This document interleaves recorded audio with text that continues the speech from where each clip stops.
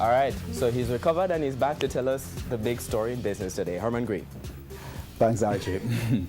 Well, buying with cards in Jamaica is about to get a lot easier. This as contactless card use across the world are being introduced in Jamaica.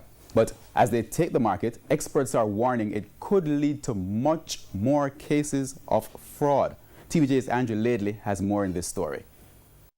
These cards look like any regular credit or debit card, with the regular features consumers have come to recognize on each.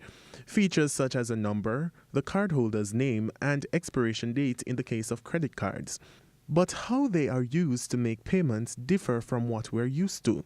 Instead of swiping to make payments, these cards are just a tap and go.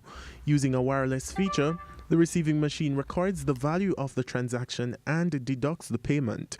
It is done quickly, and those promoting it say it should reduce waiting times in line. But these cards, like any other, have issues of their own. IT infrastructure manager at MC Systems, Colin Burgess, says although the technology is different, the vulnerability is the same. Like your credit card, if you should leave it open, once a person has all your credit card information and your expiry ID, all of those information, they can run a transaction. So part of the responsibility is also the user.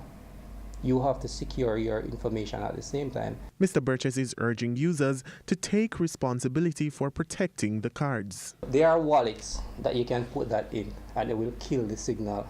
So only when you're using it, the signal will be open. So ensure that you have a wallet to protect your credit card. To protect the consumer, banks limit the amount of money which can be taken from a contactless card and require consumers to enter a PIN for purchases above a certain amount. Some experts argue that the contactless feature makes it easier to become a victim of fraud. Just last year, the United Kingdom reported that a total of £1.2 million were stolen by fraudsters from contactless users.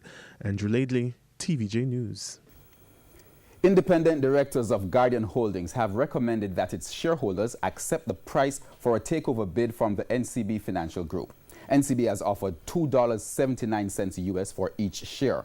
In making the recommendation, the board argues that the acquisition of a controlling stake in Guardian by NCB would bring a number of benefits. It said NCB was a major, profitable, fast-growing and forward-looking Caribbean financial institution whose shares are listed on the Jamaica and Trinidad and Tobago stock exchanges. We go down to currency trading as the day ended with the US dollar selling for $132.76. The Canadian dollar is going for $100.37. The pound sterling, that's selling for $169.51, while the euro ended the day selling for $152.56. Now, oil prices traded lower today. Oil for delivery in March went down by $1.22 to settle at $53 a barrel. The JSE index lost 60 points today, and the junior market index, it slipped 32 points. Stocks posting gains include Pulse Investments, Berger Paints, Jamaica Broilers, Raider Jamaica, and Caribbean Cream. On the losing side were 138 Student Living, Main Event Entertainment, T-Tech, Kingston Properties, and Derrimon Trading Company.